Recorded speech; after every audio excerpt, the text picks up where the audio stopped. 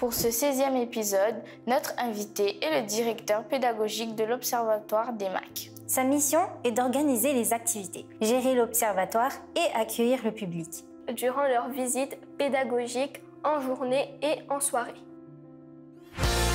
Curioscience, le petit journal de la curiosité.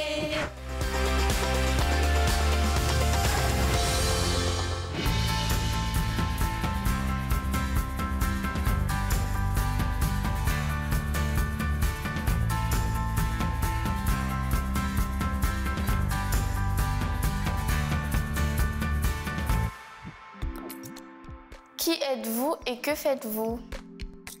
Je m'appelle Sébastien Boyer, je suis directeur pédagogique de l'Observatoire astronomique. Pourquoi avez-vous choisi ce métier? Alors ça a très certainement commencé en 1991 quand, à l'âge de 10 ans, je visite l'Observatoire lors de son inauguration. Quel est votre parcours? Alors j'ai commencé en tant que médiateur scientifique où j'ai créé le service de médiation scientifique au CCSTI et ensuite je suis devenu ingénieur de formation pour l'université et l'Académie de la Réunion et ensuite en étant devenu prof par la suite j'ai répondu à un appel à candidature pour devenir directeur pédagogique de l'Observatoire. Bonjour monsieur. Bonjour. J'aurais quelques questions à vous poser. Très bien. C'est quoi l'astronomie? L'astronomie, c'est une science qui s'intéresse à l'univers et à toutes ses composantes, donc depuis les sciences fondamentales comme la physique quantique et qui va aller jusqu'à le mouvement des planètes, le mouvement dans l'univers, en passant par la recherche de la vie dans l'univers. Mais du coup, c'est quoi une planète? Il y a deux définitions pour les planètes. La première, c'est celle qui est historique. Lorsque les premiers astronomes regardent le ciel, ils voient les étoiles et se rendent compte qu'au travers des étoiles se déplacent parfois des objets qu'ils appellent des astres errants. Et le mot astre errant donnera le terme planète. Ce qui fait qu'à l'époque, la Lune était considérée comme une planète. Mais la définition qu'aujourd'hui on donne à ce terme planète a été définie par l'Union internationale d'astronomie. C'est qu'on doit avoir trois éléments. Le premier, l'objet doit être suffisamment massif pour avoir une forme à peu près ronde.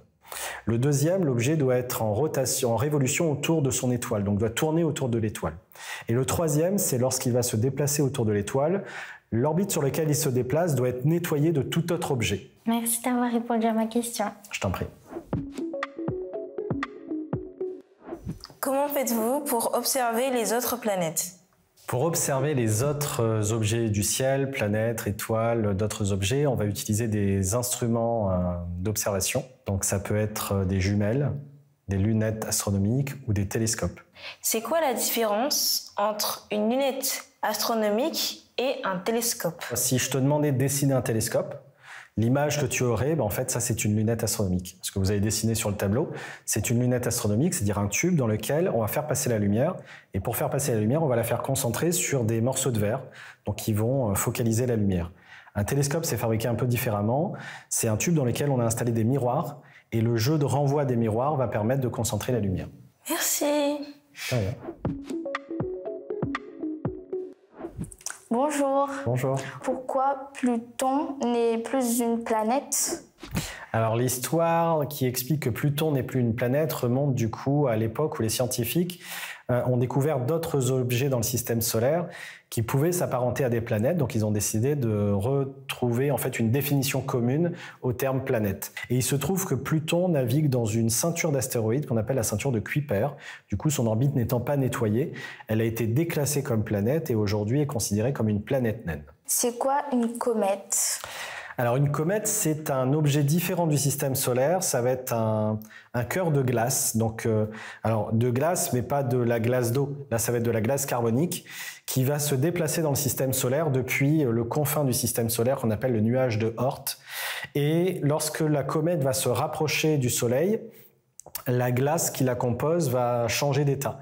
On va passer de l'état solide à l'état de gaz. Et du coup, on va avoir des projections de matière dans le système solaire. À la suite de la comète, donc quand la comète se déplace, donc on a des débris qui vont former la queue de la comète, et lorsqu'elle se rapproche très près de l'étoile, en direction du Soleil, on va avoir également une deuxième queue qui va se former.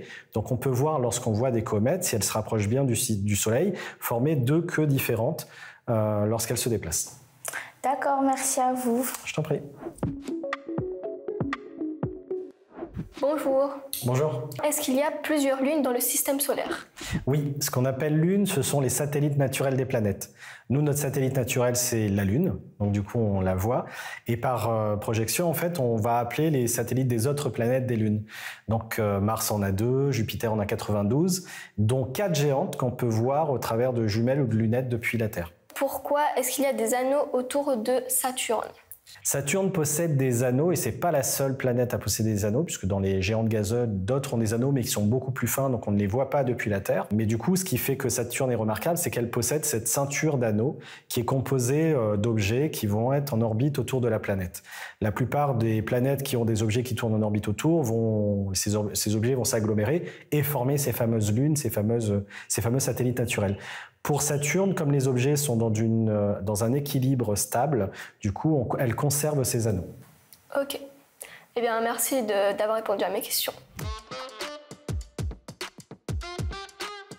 J'étais un peu stressée au début, mais je trouve ça intéressant.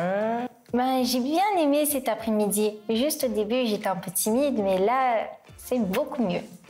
J'ai découvert qu'il y avait d'autres planètes qui avaient d'autres lunes. J'ai appris beaucoup de choses sur l'astronomie que je ne savais pas. C'était très très sympa. J'ai rencontré de bonnes personnes et j'ai vraiment appris beaucoup de choses sur l'astronomie. Ça m'a beaucoup plu. Retrouvez-nous sur Internet.